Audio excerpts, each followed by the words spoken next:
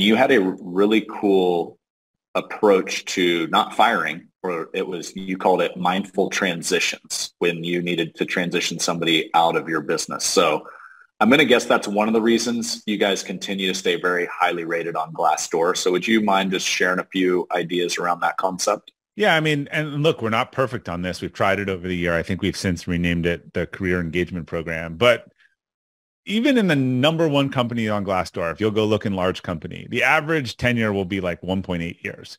So whether it's Google or otherwise, or probably not this year.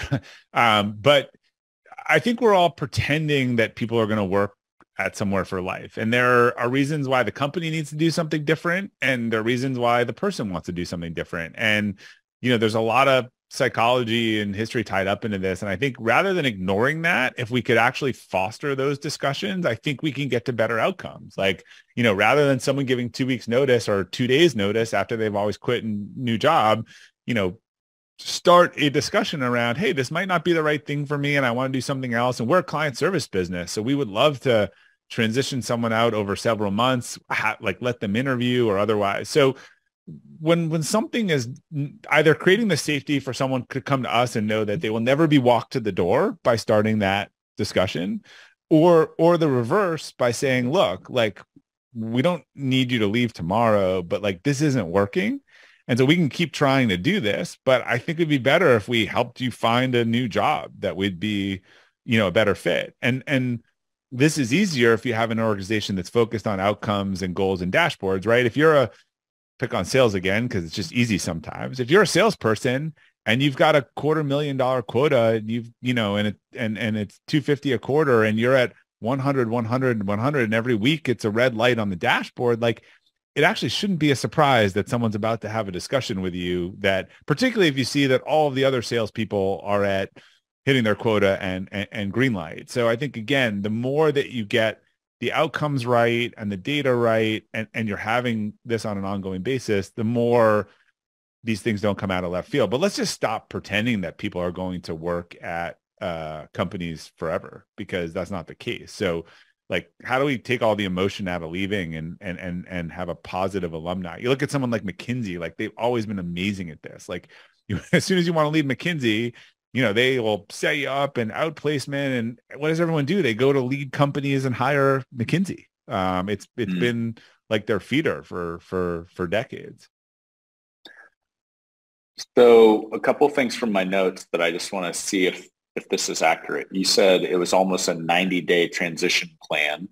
Yeah. Was it always 90 days? Was it depending on the situation? It depends on the situation. Again, if you're going back to school in 6 months, that could be different. Then we've found that 90 days is about the right gestational period. I think you need the person, if you're pushing it, you need them not to feel like they have forever, right? And if they're leading it, at some point they're going to be mentally ready to move on to their new job. But you eliminate a lot of the surprises. And again, I actually, everyone who's kind of argued with me, and I did a TEDx talk or whatever, when they have tried it, they are kind of surprised how much of a better outcome. All of the lawsuits and stealing and all the stuff that you hear with that, like, they all come from distrust and surprises, right? I had a organization I worked with, and they're like, look, we trust our people. We have the best culture ever. But as soon as they are going to leave, they walk them to the door like that hour.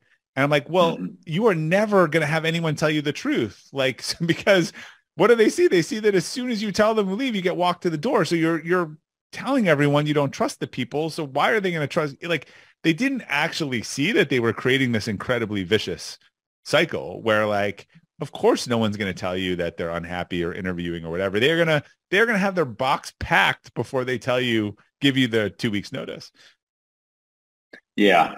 Yeah, it's not what you say, it's what you do, right? Oh, we really trust our people. And then you're out the door the moment that you're not wanting to be here.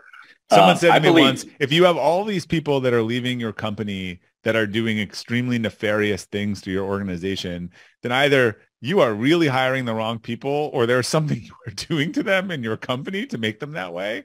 And I always thought that was a really good perspective on it.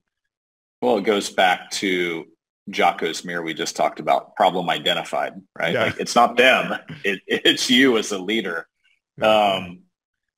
I want to make sure I'm not making this up because I believe what I remember hearing is you would actually, even for certain team members, help them get their next job. Yeah. Was that part of the plan as Someone well? texted me yesterday about who's in one of these transitions and asked me for some idea. Yeah, we'll give them a reference. I mean, this is, again, we do this the right way and we will help you. I've made intros. I've opened my Rolodex. We have someone doing that now who reached out to the CEO and myself and gave them a bunch of ideas. So again, how do we just change? Like, this person's not a bad person. It's not working in the role. And I think they want to do something different. So actually, maybe this is a point. They've done this a couple times and it's not working in the role. So I think maybe this was an epiphany of them of like, maybe I should think about a different type of role. Like, this isn't the right role for me. Mm-hmm. Are there any exceptions to this, like an ethical breach where they're stealing and it's kind of like, no, this isn't a 90-day, this is an out the door sort of deal? Yeah, we've had only like twice in the last 10 years that we've had ethical things where it was instantaneous. But I actually think people tend to be more respectful and be like, you're kind of watching them. Everyone's always worried about like what someone is going to do. I'm like, if they knew that they were leaving and they hated you, they've already done all of it. They've already copied the sales database. They've already done that. Like, you think, like, actually when you're watching them and helping them and trying to get a better outcome, that should not be the point when they are you're trying to address these things before we get to the angry stage on both sides. The whole point is you're shifting the timeline forward to say, before we get to the point of no return, let's have a very honest discussion about what our options are here. Yeah, it's rather than go look for jobs in secret and then your performance flips because you're just doing job searches all day. Right. And then you just said in your last check-in that you love it here, and then they find out you've been interviewing, right?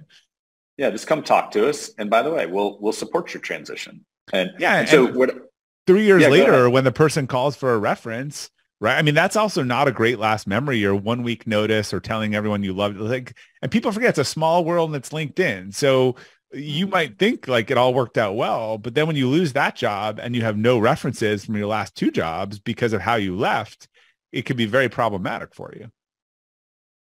Yeah, that's awesome. And so like where if I'm out there and, some people look through the lens of line item expense when they're looking at business and they're thinking, well, Bob, you just paid a person that needed to go after 2 weeks and you just paid them for 90 days. Your argument to that would be?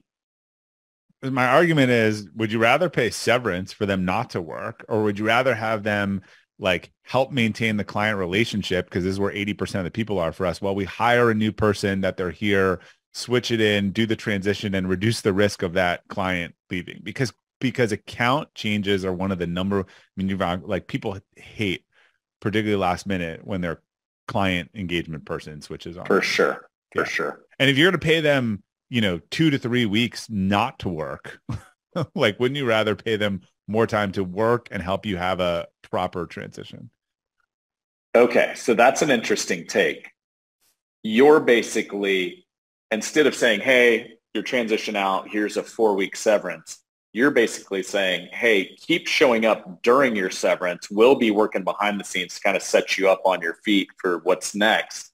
So you're basically almost paying the severance as you help them transition out versus they're out, and then here's additional severance. And you're getting utility, and rather than them being totally checked out, even during their 2-week notice or otherwise, like, you are getting some utility. It might not be 100%, but again, in the grand scheme, my job is to have my job is, in a perfect world, we figure out it's 90 days, and then Kristen, we hire Kristen a couple weeks with your help, and then Kristen starts showing up on the call every week with you with the client. And then after 6 weeks of those calls, with Kristen slowly taking over, you start to announce, that you're leaving. That's very different than, hey, Brad's gone and Kristen's going to help you this week, and then we're going to figure out, like, that's just really bad client experience. Right. Yeah. Here's a random stranger we just plugged in. Right. Yeah. Who may not be staying because we're busy shuffling pieces on the deck.